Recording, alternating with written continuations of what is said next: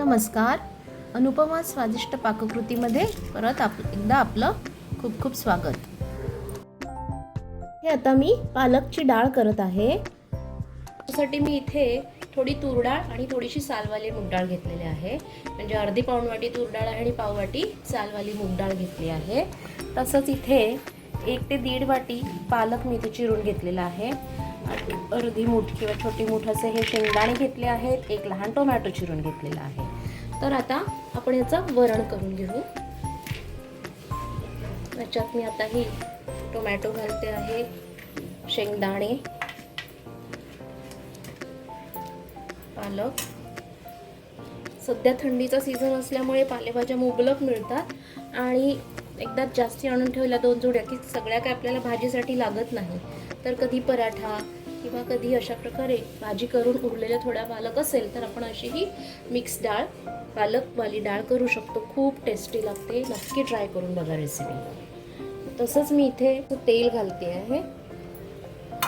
हिंग आणि हळद मी फोडणीत घालणार आहे आणि आता नेहमीप्रमाणे ह्याच्या 2 ते 3 शिट्ट्या काढून घेते.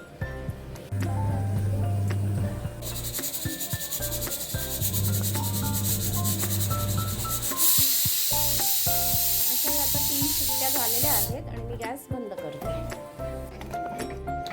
तर आता कुकर थंड झालेला आहे आणि आता पहा आपली डाळ अशी ही मस्त किती छान शिजली आहे. पालक पण मऊ झालेला आहे, टोमॅटोही मऊ झालेला आहे आणि शेंगदाणे अशी ही मस्त जरा घट्टसर दाटसर डाळ आपण करू शकतो. इतकी छान शिजली, याला घरटायचीही गरज नाही आहे. अशी व्यवस्थित मिळून आलेली आहे. 3 शिट्ट्या घेतल्या होत्या आपण. भाज्यामुळे पाण्याचं प्रमाण बरोबर होऊन जातं आणि म्हणून मग डाळ छान शिजते. नाहीतर पाणी वेगळं आणि डाळ वेगळं असं कधी दिसतं आपल्याला, तसं होत नाही. कारण की भाज्या शिकण्यासाठी ते पाणी सगळं वापरलं गेलं आहे व्यवस्थित. तर आता मी याला फोडणी घालते. आता नेहमीप्रमाणे फोडणीसाठी मी इथे 2 चमचे तेल घेते. म्हणजे 1 मोठा टेबलस्पून तुम्ही म्हणू शकता. आज भाज्या आहेत म्हणून थोडंसं जास्ती, 1 ते 1.5 टेबलस्पून. आणि आता तेल तापल्यावरती मोहरी घालूया, जिरे, लसूण घालतेय, कढीपत्ता आणि मी गॅस बंद करते कारण की आता हे छान व्यवस्थित झालेलं आहे. आता ह्याच्यात आपण घालूया हळद. तसेच ह्याच्यात मी आता मिरची पेस्ट घातली आहे. ही कॉपर बटनचं भांडं असल्यामुळे मी गॅस बंद केलेला आहे, नाही तर जास्ती करपून जाईल. आता तुम्ही गॅस चालू करू शकता. आता याच्यात फक्त हिंग घालायचं. थोडंसं हिंग घातलंय. आवडत असल्यास तुम्ही लाल तिखटही घालू शकता किंवा दोन्ही कॉम्बिनेशन, थोडं हिरवी मिरची थोडं लाल तिखट असं तुम्ही घालू शकता.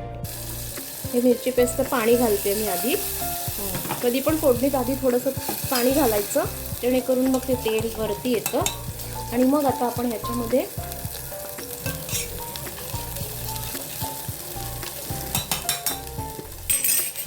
ही छान घरटलेली डाळ घालूया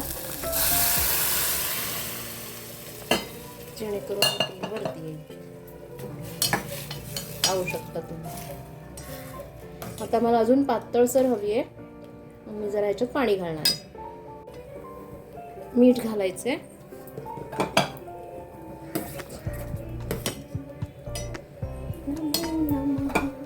आणि हे उरलेलं पाणी आपल्याला किती पातळ हवी आहे डाळ त्यानुसार पाणी इथे वाढवायचं. आता छान उकळी आली की थोडीशी साखर घालायची. आता ह्याच्यात 1 टोमॅटो तर मी घातलेला आहेच, पण अजून आंबट हवं असेल तर तुम्ही थोडं चिंचेचं पाणी घालू शकता किंवा कोकम आगळ पण घालू शकता. त्यात मी याची अगदी अर्धी चिमूट इतकी साखर घातलेली आहे कारण की त्याच्याने चव येते, किंवा तुम्ही एखादा गुळाचा खडाही घालू शकता. आणि अशी परफेक्ट आमटी आता छान उकळली की रेडी झाली आहे ही पालकवाली डाळ.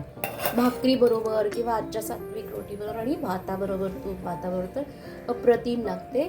नक्की ट्राय करून बघा.